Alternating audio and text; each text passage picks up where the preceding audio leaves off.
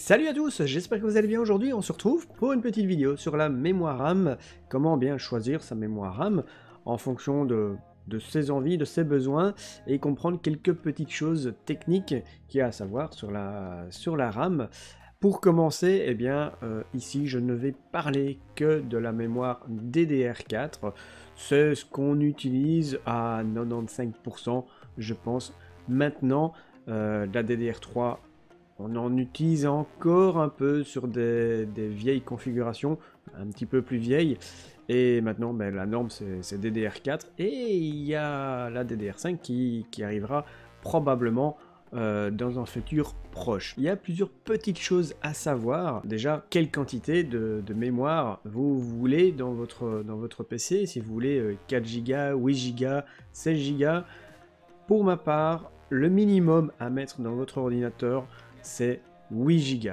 4 Go, c'est vraiment trop court. Vous allez avoir du mal à faire fonctionner Windows 10 par exemple avec 4 Go. Le minimum serait 8 Go. 8 Go, c'est déjà bien. Vous allez pouvoir faire tourner un système très facilement. Vous allez pouvoir jouer à plusieurs jeux très facilement aussi. Maintenant, l'idéal étant 16 Go. Vous pouvez les avoir en 4 barrettes de 4 Go ou vous pouvez l'avoir en 2 barrettes de 8 Go. Vous pouvez même avoir une seule barrette de 16 Go, mais je vais en reparler, c'est quand même pas trop l'idéal. Alors, il y a la quantité de mémoire à savoir que vous avez besoin. Alors il y a aussi l'aspect esthétique, c'est quand même important. Mais bon, c'est vraiment le dernier point sur lequel vous devriez vous pencher. Je pense qu'il y a d'autres choses à laquelle vous devriez faire attention, et notamment la fréquence de la mémoire. On entend souvent 2400 MHz, 2666, 3000 MHz, 3200, voire 3600 ou encore plus. Est-ce que c'est nécessaire de prendre de la mémoire à 3200 MHz avec tel ou tel processeur? Est-ce que c'est bien utile? Il faut savoir que chez AMD, eh bien, par exemple, le Ryzen 5 1600AF, il va pouvoir gérer une mémoire RAM à une vitesse de 2666 MHz. Par contre, le Ryzen 5 3600, lui, va pouvoir gérer les fréquences jusqu'à 3200 MHz très facilement, tout comme le Ryzen 7 3700X, on va monter jusqu'à 3200 MHz. Donc déjà là, ça vous donne une petite indication sur la fréquence de la mémoire que vous allez choisir en fonction de votre processeur. Chez Intel, c'est différent. Intel a un petit peu plus de mal à gérer les hautes fréquences. Donc ici, pour un Core i7 9700K ou un i9 9900KF, ben, la mémoire RAM, vous allez tourner aux alentours de... Enfin, aux alentours, non, vous allez tourner à 2666 MHz.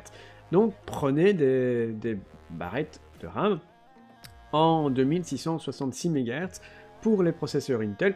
Vous pouvez prendre des barrettes de RAM avec une fréquence plus élevée, à 3000 MHz, 3200 MHz, mais le problème c'est que le processeur va avoir du mal à gérer la haute fréquence et va plutôt tourner à 2666 MHz, ce qui est un petit peu dommage d'avoir des RAM qui fonctionnent plus rapidement et qu'elles ne soient pas utilisées à 100% de ces performances. Donc ça, c'est un petit peu dommage. Donc, choisissez déjà votre fréquence de RAM en fonction du processeur que vous allez choisir.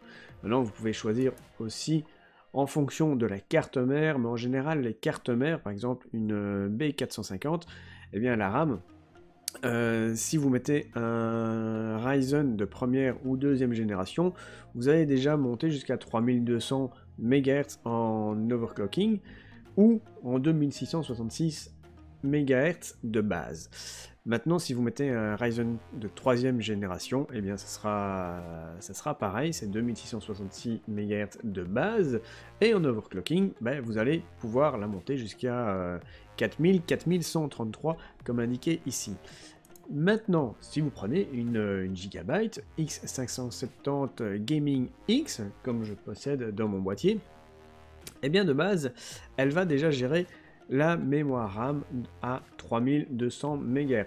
C'est parfait parce que si vous prenez un processeur Ryzen 5 3600 ou un Ryzen 7 3700X par exemple, eh bien vous allez mettre des mémoires RAM de 3200 MHz directement dessus et il n'y a rien à faire, ça va tourner de base à 3200 MHz puisque votre carte mère le permet. Maintenant, vous n'êtes pas obligé de prendre une carte en X570, vous pouvez prendre une B450 qui est compatible avec les Ryzen de 3e génération, mais si vous prenez une carte Intel, par exemple la Z390A Pro, qui est déjà une bonne carte mère pour mettre tous les processeurs, vous pouvez mettre du i5, i7, i9, 9900K, sans problème, et bien elle supporte la mémoire à 2666 MHz de base, et en overclocking jusqu'à 4400 MHz, ce qui est pas vraiment utile. Donc voilà, prenez chez Intel des mémoires RAM à 2666 MHz, vous pouvez prendre moins, mais c'est inutile. Prenez minimum 2666 MHz. Maintenant, si vous voulez prendre plus et overclocker la RAM, eh bien, il n'y a pas de problème. Vous pouvez prendre un 3000 ou 3200 MHz, ce qui est un petit peu inutile avec les processeurs Intel. Alors, ça, c'est pour la fréquence. Il y a d'autres choses à prendre en compte. Vous avez aussi des tailles différentes en termes de hauteur. Si vous voulez de la mémoire RAM qui soit pas trop haute, eh bien vous avez les low profile qui sont faites pour qu'elles soient pas trop hautes. Si vous avez un ventirad qui est assez conséquent, qui est assez gros, eh bien il faut bien faire attention si votre mémoire RAM n'est pas trop haute et il va pas gêner ou bloquer même le ventirad. Donc ça c'est assez important.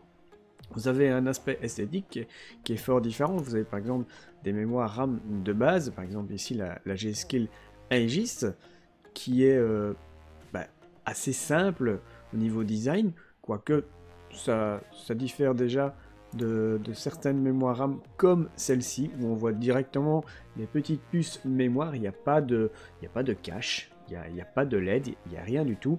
C'est un petit peu moins cher, vous le voyez, 8 Go en 2400 MHz, on est à 44,90 €.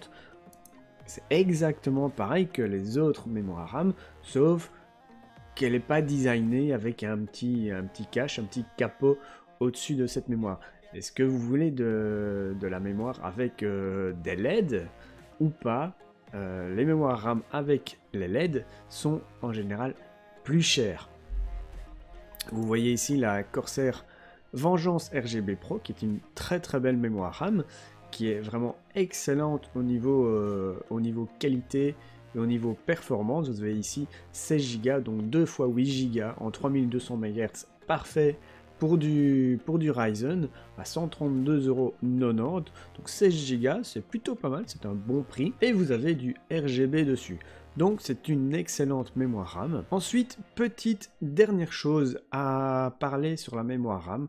Vous voyez souvent apparaître cette petite instruction ici, le CAS, le CAS 15, le CAS 16. En général, c'est toujours dans le 15, 16, parfois 14 si vous avez de la chance. Et ça, ici vous avez du 14.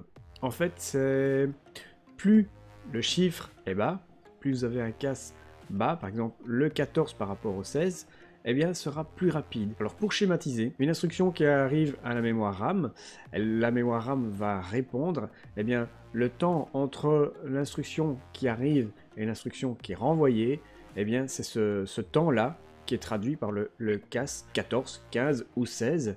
Donc c'est un temps qui est plus ou moins grand, donc plus ce chiffre est petit, ça veut dire que la mémoire répond plus rapidement. Donc ça joue un petit peu sur la rapidité de la mémoire. Plus ce chiffre est petit, plus la mémoire est performante. Donc voilà, on a fait à peu près le tour de ce qu'on pouvait dire sur les mémoires RAM. Une autre chose aussi, on peut souvent entendre parler de dual channel. Ça veut dire que ça va dépendre des cartes mères, et des cartes mères qui vont le permettre, des cartes mères qui vont pas le permettre. En général, les cartes mères avec 4 slots de mémoire RAM. Souvent, ça fonctionne par paire. Et si vous mettez, par exemple, 8 Go de mémoire RAM, eh bien, préférez 2 barrettes de 4 Go. Comme ça, vous pouvez les faire fonctionner en dual channel. Ça fonctionnera mieux, il y aura de meilleures performances si vous avez 2 fois 4 Go plutôt qu'une fois 8 Go. En fait, vous augmentez un peu la bande passante. Il y a plus de performance sur 2 barrettes que la même quantité sur une seule barrette de mémoire RAM. C'est tout simple. Ce sera plus performant aussi si vous voulez mettre 16 Go avec 2 barrettes de 8 Go ou même 4 barrettes de 4 Go. Ce sera beaucoup plus performant. Voilà, je pense qu'on a fait à peu près le tour de comment bien choisir une mémoire RAM. Alors, maintenant, il reste à choisir la marque, le design, qu'est-ce que vous voulez. Alors si vous avez un boîtier complètement fermé, que vous vous en foutez du design, prenez une mémoire RAM sans cache, sans capot, sans rien du tout, ça fonctionnera exactement pareil que les autres mémoires RAM. Maintenant, si vous voulez prendre des mémoires RAM avec des LED, eh bien prenez une belle mémoire RAM avec des LED, il y en a vraiment pas mal, quoique il y a beaucoup plus de mémoire RAM disponible sans LED. Et si vous voulez prendre une mémoire RAM toute simple, sans LED, ces mémoires-ci, comme la Corsair Vengeance LPX Noire, sont vraiment très très bonnes. C'est des très bonnes mémoires RAM. Vous avez souvent des bonnes promotions sur Amazon, souvent moins cher. Ici, vous avez 16 Go, donc 2 fois 8 Go en 3000 MHz. Sur Amazon, je vous mettrai le lien d'ailleurs. Elle est à moins de 100 €, donc vous avez des très très bons prix. Voilà. J'espère que j'ai été plus ou moins clair. Si jamais vous avez des questions, n'hésitez pas à me les poser dans les commentaires. C'est tout pour la mémoire RAM et pour cette petite vidéo. On se retrouve la semaine prochaine et dimanche aussi en live pour les bons plans si j'en trouve encore pas mal à vous partager. Voilà, j'espère que vous avez apprécié. N'oubliez pas de vous abonner à la chaîne, à mettre un petit pouce bleu. Je vous souhaite à tous une bonne journée, bon après-midi, bonne soirée. Tout dépendra de quand tu regardes cette vidéo, bien évidemment. Et je vous dis à bientôt. Ciao, ciao tout le monde!